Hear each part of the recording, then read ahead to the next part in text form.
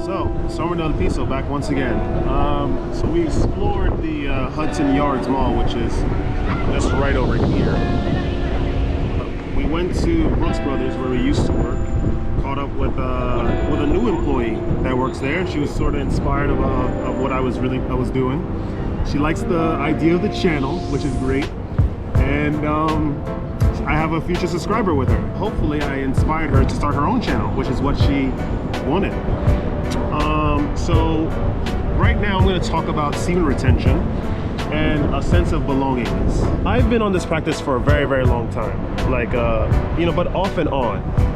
I've been on it for years, and the only thing that I've learned really pertaining to the sense of belonging is, like I told you guys earlier, there isn't any. You have none. I would meet people and they're you know, good people, you know, at first they're nice, they're supportive, and they even connect with me. But I know deep in my heart, I really do, and deep in my soul, that it won't last at all. It never does, because eventually people just switch. It's like a light bulb.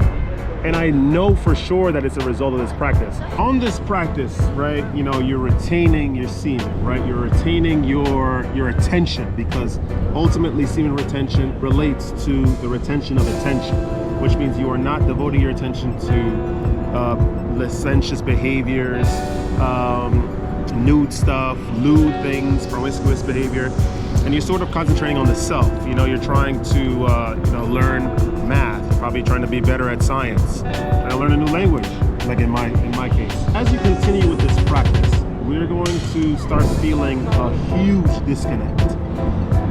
For example, I mean, I did have a lot of friends. I still do know a lot of people, as you can see. I go to random spots and I end up getting to know people, or I just know people that remembered me from my past. So that's gonna still happen, you know, depending on your history.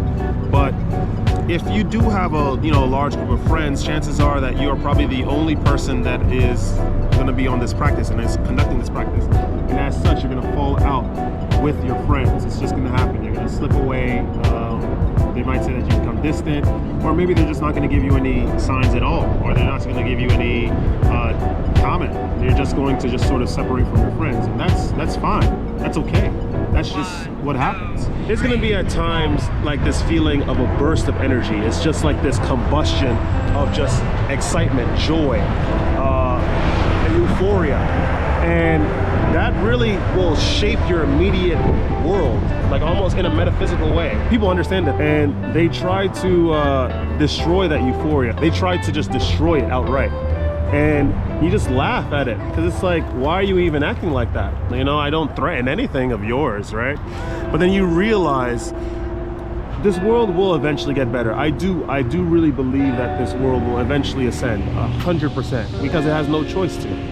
But I think that on the way to that ascension, no matter, despite how long that time period is, we're gonna have to go through a lot of dark times.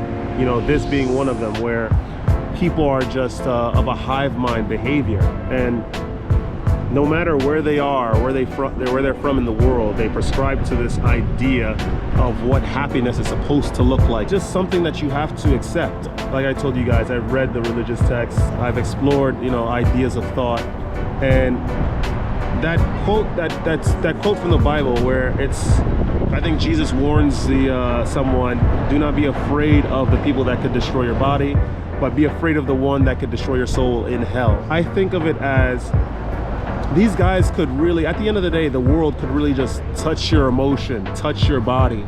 They can't really touch your essence. They can't touch who you are. No matter, the whole world could band against one person. They could even, you know, slice your arm, or, you know, even decapitate you. But they really can't touch who you are unless you allow them to affect that part of you. That sounds kind of mo, so I'm gonna put a pause on that. You guys know what I mean. When you allow the world to destroy you, it will destroy you. But when you are on this practice for a very long time, intuitively understand the flow, the metaphysical flow that governs this world and the events thereof. There's a liberation that comes about. Without a doubt, this is what all the ascended masters were talking about. I don't want to get too far-flung. Semen retention, ultimately, let's start with that. You guys will ponder everything that comes about after that, the longer you are on this practice. And we could discuss that in the comment section. But I do understand that that sense of belonging is going to rear its hooded head, right? Like a king cobra. And it's going to be intimidating at first. You are going to, you know, get weird looks wherever you walk. You're going to, you know, be shunned. People are probably going to outright ignore you, outright bump into you, outright be disrespectful to you, you know? And that's all part of the practice, guys. I know, like, you know, with all of these videos, you know, dark side of semen retention, the evolution of the aura, but ultimately it's evolving to like the negative sense. Guys, the practice ultimately is not for some outer reward or some sort of acknowledgement on your case as some sort of positive figure who's all along had great intentions for all of their interpersonal relationships. The idea of this practice is to ascend, is to evolve the self, to grow as an individual, become much more in control of your moods in response to the very seemingly uncontrollable but direct nature of the world and its events. The loss of a sense of belongingness is just something that's just gonna have to be accepted on this practice. How it relates to me personally, like I said, I mean, I lost a lot of friends on this practice. Ever since I began this journey, which was like, you know, during my last year or last 2 years of college, I lost a lot of people. A lot of people just stopped talking to me. For girls that I was interested in, things just changed, you know, there was just a sudden switch.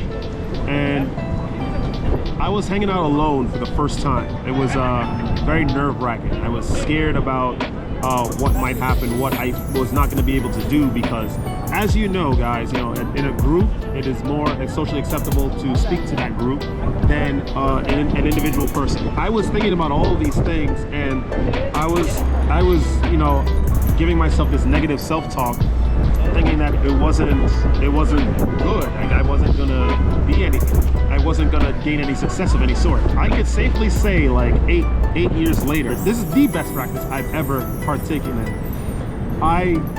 Don't get me wrong, I have my friends that I meet and I connect with, but I always know that at the back of my mind that one day they'll change. That, you know, that one day this whole situation will be turned on its head.